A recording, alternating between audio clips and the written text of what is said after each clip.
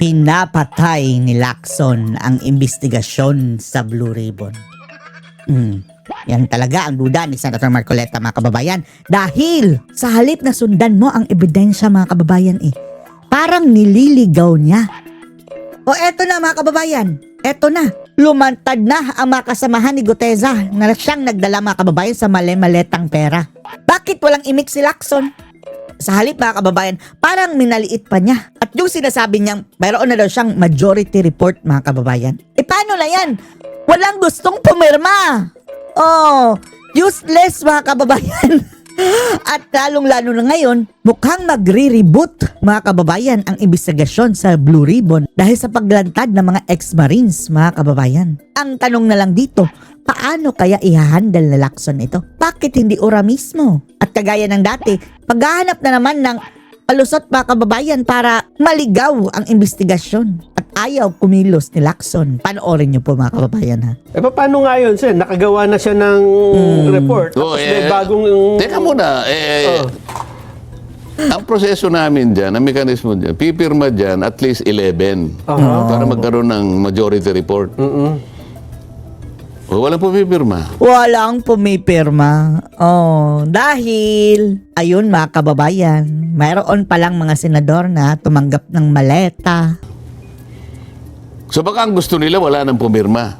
Kasi pag wala nang pumirma, wala nang ipipresent. Wala nang official na report na ipipresent. So ganun, papatayin na lang natin. Yan, Anong gusto nito si Lacson? Papatayin na lang ang investigasyon? Mukhang yan nga ang nangyayari. Hindi nga papayag ang mga kasi baka hindi niya na alam kung saan niya ikukurba Nagtagal. Wala na, nagtagal talaga. Ilang buwan na, mga kababayan, simula nung nag-umpisa. Ay, nako. Kung nag-focus na siya kay Guteza, mga kababayan, and then lumantad na rin yung mga Marines, isa-isa nating mahahanting itong mga kurakot na itong mga kababayan na klaro-klaro na tumanggap ng mali-maletang pera. Hanggang sa dumating itong batch na ito. So, anong gagawin mo? So, ang dapat na talagang susunod dito, itutuloy ang investigasyon kasi may bagong angulo ganun po ba, sir? Tanong mo sa kanya. Sa bagay, hindi nga pala kayong chairman. Ako palagi tinatanong mo. Dapat palitan na yan si Lacson, Una, mga kababayan, si Pain na si Soto dahil doon sa affidavit ng Marines, tumatanggap din ng maleta itong si Soto. Para magkaroon ng patas sa paglilitis, mga kababayan, wag nating hayaan si Soto nandyan, mga kababayan, na magmamaniobra sa mga hearing na yan. Dahil ang mga mga kababayan yung hearing sa Blue Ribbon, pag-a-ask pa yan ng permission sa Senate President, mga kababayan. Tapos, kaibigan pa niya si Lacson. So, paano kayo mag-iimbestiga niyan ng masinsinan? Nakatanggap ng maleta si Soto, sabi ng mga Marines. Sa susunod na linggo, baka... Di ba? Opo. So, dapat pala ganon. Kasi ang alam ko, parang, yung bang resolusyon ng Senador Amy... Kahit hindi natin pag-usapan dito kung ano yung dapat gawin Sinabi ko na sa iyo kanina, ang taong bayan naghihintay. Pera nila ito Buwis nila ito Talaga, ninakaw. Pinaghirapan ito, pinagbuwisan ng napakaraming sakripisyo sa kanilang buhay. Sa pilitang kinaltas sa aming mga sahod. Holding tax. Ang chairman sa pilitang kinaltas sa tuwing nagbabayad tayo, mga kababayan, sa grocery at sa mga fast food. Text nga sa ng napakarami. Sen Dante, sabi niya, pwede kaming makiusap sa iyo. Sa nakikita naming nangyari sa kinahinatnan ng aming pinagsama-samang buwis at pagsisikap sa ilalim ng kahirapan namin. Ganyan lang pala ang nangyari. Pwede bang ipakiusap mo rin na huwag muna kaming magbayad ng buwis sa 2026? Sabi nila September ito September to October 2025, iyon ang pakiusap nila sa akin. Tinanong ko nga yung biyayaran. Disgrasya ang Pilipinas yan, mga kababayan. Mag-boycott sa pagbayad ng buwis. Kaso nga lang, mga kababayan, yan ang bloodline ng bayan. Kung mapupunta lang sa tama ang buwis, mga kababayan, okay. Kaya ang dapat unahin muna itong mga kawatan. Eliminate this kawatan. Nandiyan yung lumabig. Lumabig ba yun? Lumagi. Commissioner Lumagi. Yung nauna po yan. Sabi ko, Secretary Bunoan. Secretary Pangandaman. Tawagin. Bigyan niyo ako ng sagot dito. Anong isasagot ko sa mga tawag ito? Walang nakasagot kahit isa. Pinapatago Sabi nung Magtago muna kayo. Yusek Oh. Cabral, buhay pa. Oo. Yusek Cabral, ano? Euro, Kay patayan daw mga kababayan. Biglang na-cremate. tama po yung kanilang tinetext sa inyo. Hindi naman kita hinihingan ng opinion kung tama sila o hindi. Sabi ko siya, tulungan nyo kung ano yung sasagot ko sa kanila. Wala. Alaw. Pero ako nang gumawa ng sagot. Sabi ko, ako po ay makikiusap sa inyo. Alam ko po ang damdamin ninyo. Pero kung hindi po kayo magbabayad ng buwis dahil nga po sa nangyari sa atin, Opo. lalo pong lulubog ang ating bansa.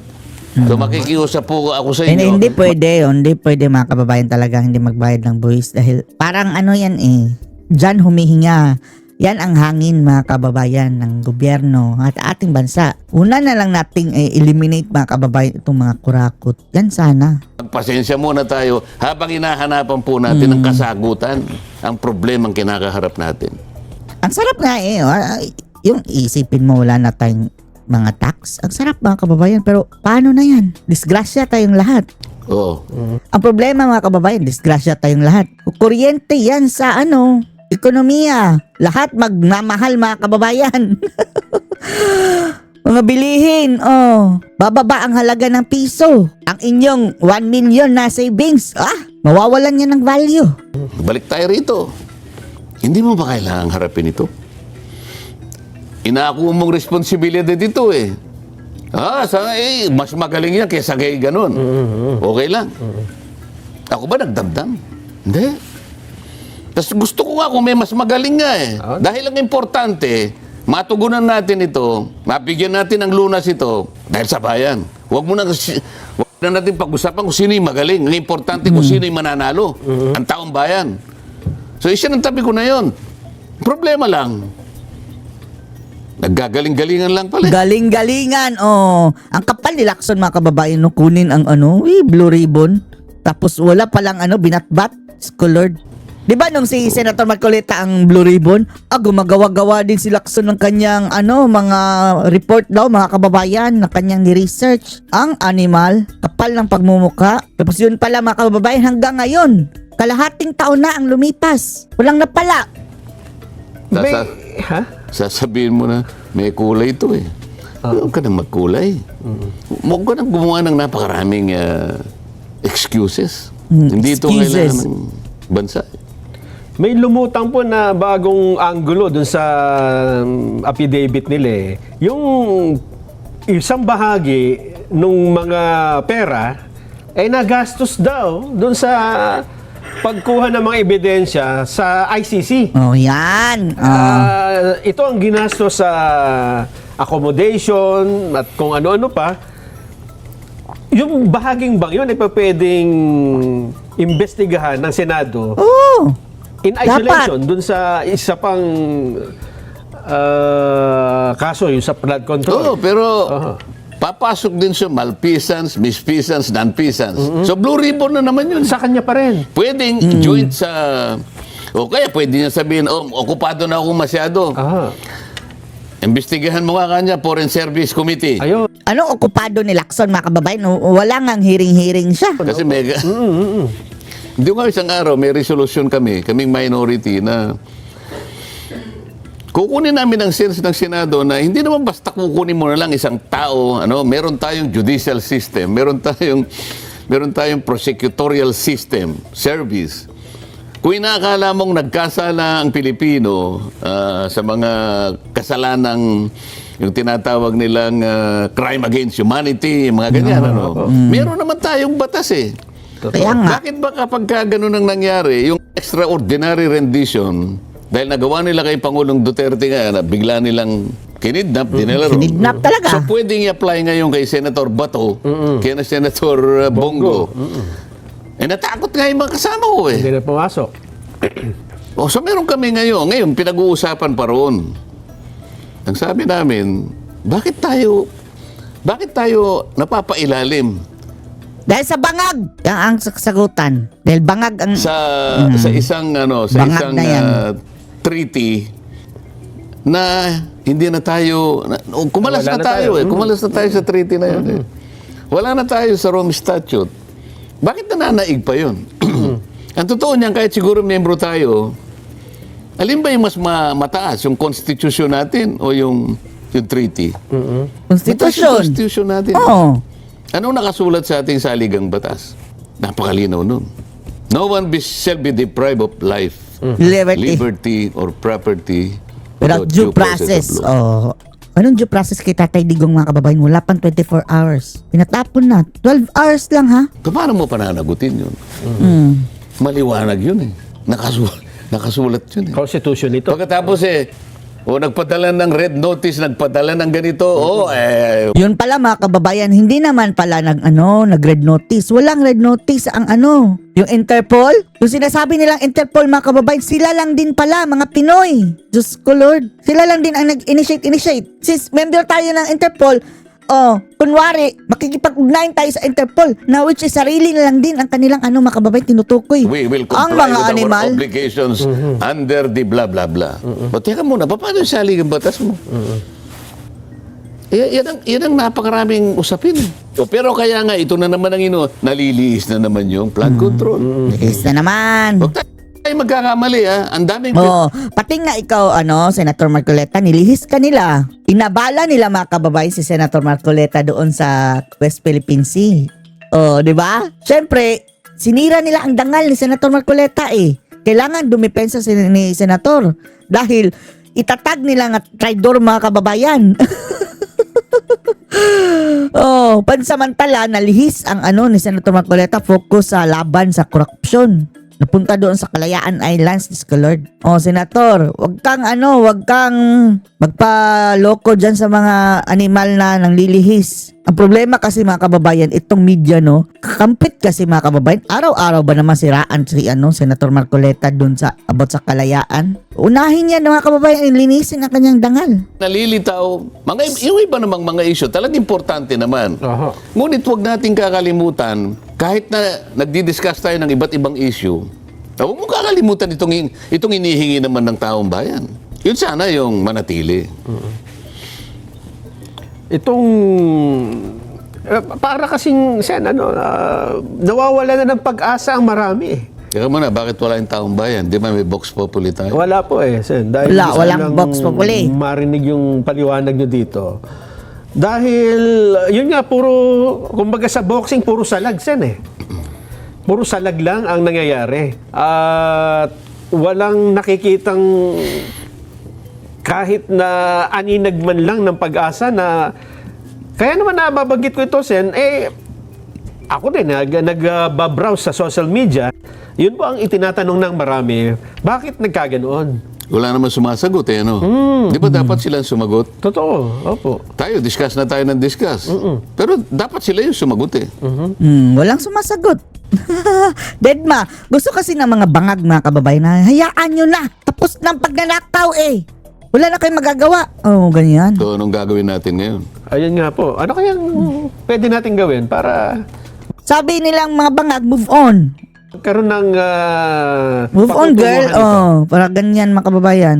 Sen, So, isipin natin kung anong susunod nating gagawin. Di ba? sa bagay, kailangan natin magpulong muna. Tayo lang bang gagawa nito? O... Laban kasama ang bayan. Laban kasama ang bayan. Ibig ko sabihin ganito. Ang problema kasi kung talaga makatotohanan itong media, hindi sana mamamatay itong issue mga kababayan na ito. Kung tinutukan lang talaga ng media ng makatotohanan, paano tumanggap din daw ng maleta mga kababayan yung ilan nating taga-media. Yan ang problema. Corruption din sa media mga kababayan. Dapat talaga sagutin ng pamahalaan ito. Di ba? Hindi mabuti na ito ay mananatili na nag-aantay yung taong bayan. Matagal na nating hinanap yung kasagutan. Ano ito? Patatagalin ba natin ito? Hanggang kailan ba sila maghahanap ng ebidensya? Andyan na kumakatok na nga mga kababayan ang ebidensya sa harapan nila. Napakarami maraming ebidensya na eh. Yun lamang, alam mo, yun lamang pinagsasabi ni Saldico. Oh, kay Zaldico na nga lang mga kababayan, di ba? Ang dami niyang, ano ba tawag doon, yung video niya? Ang sabi Ano nila, tawag? wala dito si Zaldico. O sige, andyan ang mga Marines. Oh, naghatid. Ano pang hanapin mo? Sa inyo, may technical term ba yun? Alin video? Oo. Ha? Marami siya, parang 8 instances yung kanya. Parang Series. mga series. Oo. Anong tawag nga sa inyo Serye. sa inyong mga pananalita kasi technical term 'yan eh. Ano-ano yung mga pinaggagawa niya through video, pinahayag niya. Kung saan man Expose. siyang lupalop nasa naran, pero pinadadala niya, nakikita natin. Anong tawag ba doon? Parang uploaded videos. Parang Uploaded videos. series. No, basta yun. Expose. Oh, ayan na. uploaded videos. Wala daw dito. Etong mga Marines, andito na. Si Bong Revilla. andito na si Kulong. Pinasumpa eh. Hindi niya nasumpa. Kulong Revilla. Kailangan niyang gawin, pumunta siya sa pinakamalapit Sa konsul. pinakamalapit na konsul, Gusto nilang Consul o gorgorin kaya eh. Philippine Embassy. Sumumpa siya doon para sa ganun, subscribe yon at doon pa lamang tatanggapin ng Blue Ribbon. Kahit na siguro lumutang siya sa Zoom, pwede na nating gamitin yon. Hindi ganun eh. Kasi may pamamaraan ngayon eh. Tayo ay pumirma doon sa tinatawag na Apostille Convention eh. Apostille Convention. Nagkataon, The Hague na naman yun. Kung tawagin, The Hague Convention na naman yun. Ayan na naman. Dahig na naman. Ay, Hindi ko lang sisi sa na naman. ulado, kundi 1961, 1960, mga ganun eh.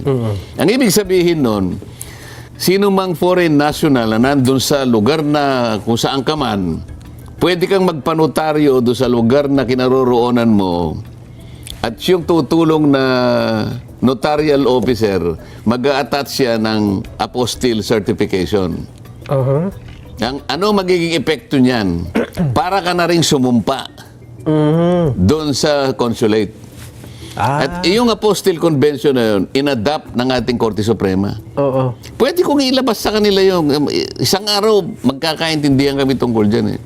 Kung ang Korte Suprema, sinabi niya sa kanyang mga korte, i-adapt ninyo ang Apostille Convention. Ito mga korte na ito tayo pa kaya na committee, institutions lang ng komite, ang hindi mag-a-adapt nun? Ibig ko sabihin, kaya ko binabanggit ito, kung talagang gusto lang nilang gamitin yung mga sinabi ni Saldico. Saldico, doon pa lamang nakakalap na kayo ng napakaraming... Oo nga. Hindi ba nga nila napauwi si Saldico, mga kababayan, di ba? Nakalimutan na rin, mga kababayan, ang kanilang pananagutan kay Saldico. Bakit hindi nila pinauwi? Ebidensya. Para tapusin na natin ang problemang ito. Kaya lang patuloy nilang inililihis, patuloy na inililisya. Para sa ganun na hindi mo matuntun, hindi Lisya mo pa madiretso. Alam mo yung... Lisya ng lisya! Kapag ikaw naglalakbay ka, Nelson, yung dami ng ikot mo, nababagalan ng ano mo eh. Mas lalo, Kahit saan ka pumunta, sabihin mo na nga, mas lalo na humahaba po yun. Pagka umiikot-ikot na gano'n. umiikot-ikot ka, napapaikutan. Ang daming napapaikutan eh, di ba? Bumabalik sa O, tingnan mo na lang ang gastos mo. Gasolina, lahat.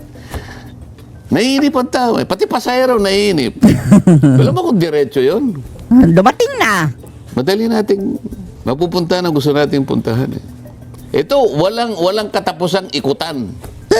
Laktol! Budas! Nakita mo, hindi mo pala nakita. Ako meron akong kopya eh. Pati yung mga tao nga akusahan, hindi ko maintindihan, pinaghati-hati. Si ganito, tsaka si ganito, tsaka si ganyan. Sabi niya, for preliminary investigation. Ano?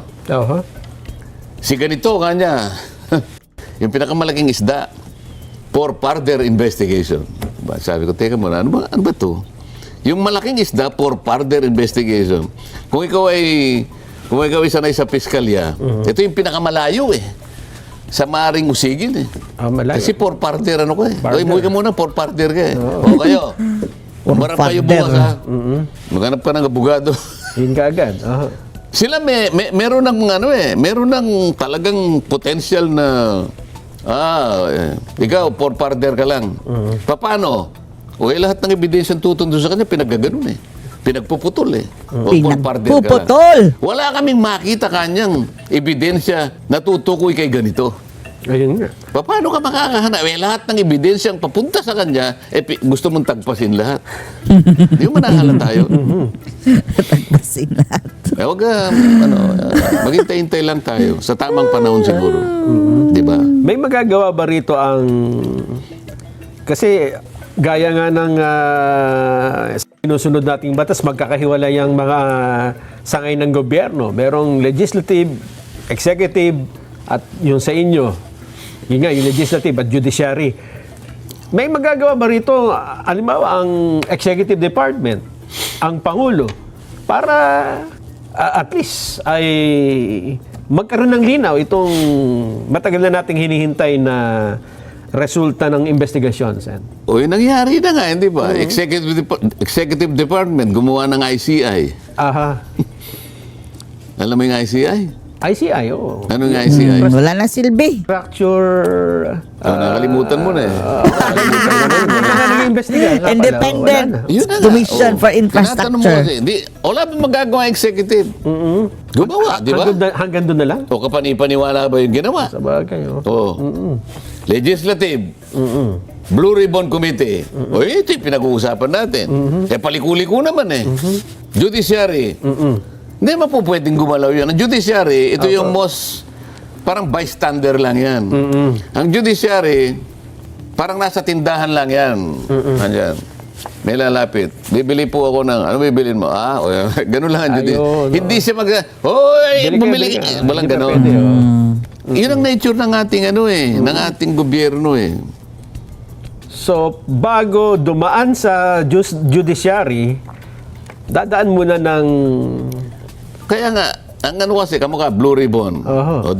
Kasi ang Blue Ribbon, hindi naman siya talagang manguusig. Sabi ko nga sa iyo, Hindi nga pa. ang kanyang pangunahin tungkulin in aid of legislation. Tama. Pero meron siyang karapatang magrekomenda. May lakas din yun. Opo. Kaya nga, ito yung nakita namin sa pagsisiyasat namin in aid of legislation, meron po kaming mga natuntun na mga nakita naming potensyal na mga paglabag ng mga batas na ganito. Si ganito po ay pwedeng kasuban ng ganyan. Yan, tsaka mo i-recommenda ngayon. So, dadalhin mo either sa ombudsman o kaya sa DOJ. So, ang DOJ ngayon, pasisimulan niya yon, di ba? Ombudsman, ganun din. Pagka naimbestigan na ng dalawang ito, tsaka pa lang pupunta sa korte. So, kung halimbawa ombudsman, Sandigan Bayan. Opo. Kung ka DOJ, sa mga regular courts natin. Doon pa lang. Ang problema, sabi ko nga sa'yo, ilang daan taon naman ang hihintayin natin. Nako po. Oho. Ha? At ang problema, Sen, wala pa nga doon sa korte, dito pa lang, nagsisimula pa lang, wala na, hindi na gumagalaw. Hindi, huwag mo naman sasabihin wala na. Ikaw naman masyado ka namang pessimistic.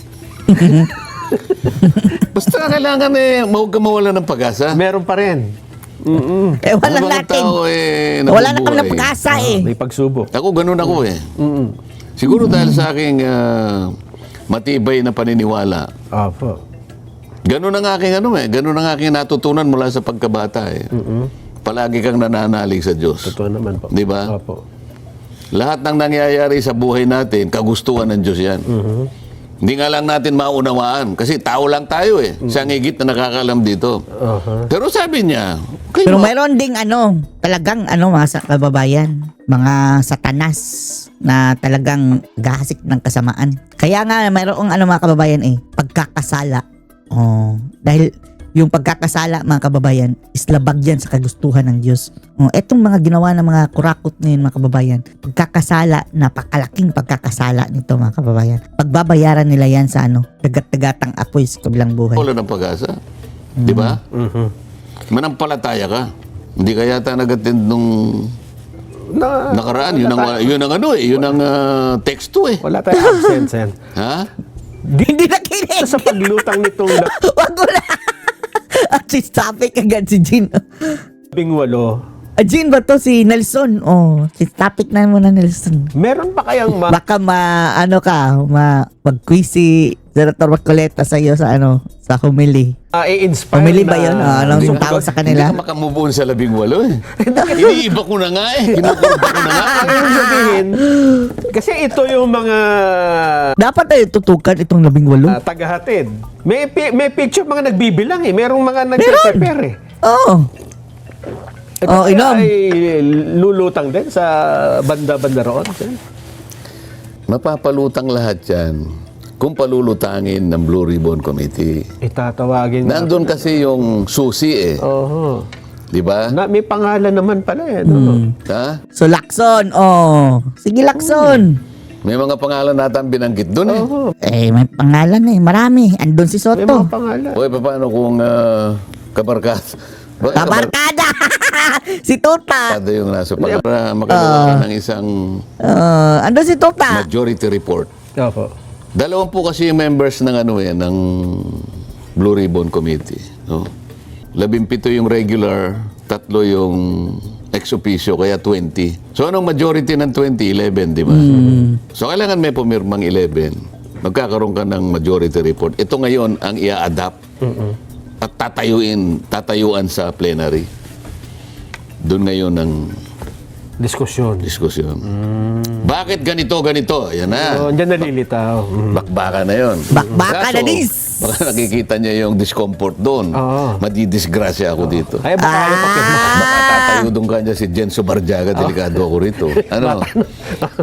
Huwag na ninyong pirmahan. Ayun, yan na naman. Ay. Pero, okay, walang pumirma. Ano, kakalimutan ng tao. Palagi tayo doon eh. Stalemate, At kumbaga sa taong chess. bayan, baka hindi pumayag. Wala rin tayo kahit ayaw natin makababayan, itong mga bangag. Walang paki. Walang Pagka paki. yung ulat mo, yung report mo, hindi tinanggap ng taong bayan, yun ang problema. At kapag kahiwalang report mismo. Kapareho lang yun eh. Aha. Di lalo na, walang report Walang report, eh. Tatanggapin ba yun? Oo. Kung yung gang, yun nga, Naunahan pa siya ni Marcoleta, may minority report. ginawa mo na wala sa hulog, hindi tatanggapin. Yung pa kaya may wala kang report, una bes. Hanggang magkalimutan na. Wala report. Yun ang kanilang pag-asa. Yun ang kanilang nilalayon. Yun ang kanilang pinapanaginip. Sana magkaroon ng amnesia Ang mga tao. 116 million Pilipinos. Ay, Diyos ko. Amnesia. Hindi yan makakalimutan, mga ungas. Malay mo ka niya sa isang kisap mata. Yan ang gusto nila, mga kababayan. Ay, forget it. Yan ang gusto nila. Kalimutan nyo na. Move on na. Tapos na ang pagnanakaw. Wala ng pera. Nawala sa kanilang kamalayan. Oo. Biglang na Nagka-amnesia. lamang dumating ang isang napakalakas na hangin. Ha? Biglang nawala sa ulirat ng Pilipino. Ulirat, Yun ang kanilang pag-asa. Ang problema siya, nandun kayo sa Senado eh. Hindi, sabi nung isa, you're wishing for the moon, sabi niya. Wishing for the moon. O yun nga. Mga demon. Sana ito ay maano natin eh. Sana maisantabi na natin. Palitan na nga si Soto. Palitan na si Sa Soto. lalong madaling panahon, Punyeta na yung Sotong yan. ay maisantabi natin. Talaga visit tayo dyan kay Tutak, mga Pagtapo kababayan. No? natin ang lahat na dapat managot. Para sa ganoon, makamove on na tayo. Di ba? Maasikaso na natin ng... No, kasi sinabi na naman niya.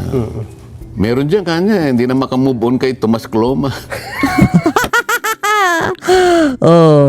Yan, mga kababayan, inabala nila si Senator Marcoleta dyan sa West Philippine Sea. Ba't kasi hindi ka humarap? Puro ka na lang kasi puro ka na lang interview. Humarap ka para madali. Di ba? Senator ka naman eh. Ayaw ba tumayo ka harapan? Ayaw. Hindi magpa-interview rito. Kinorek kita rito. Hindi niya masagot. Pupunta ron sa kabila. Hinaka niya makamove on kay Tomas Cloma. Ay, nako. Anong masasabi niyo dito, mga kababayan? Post to comments below.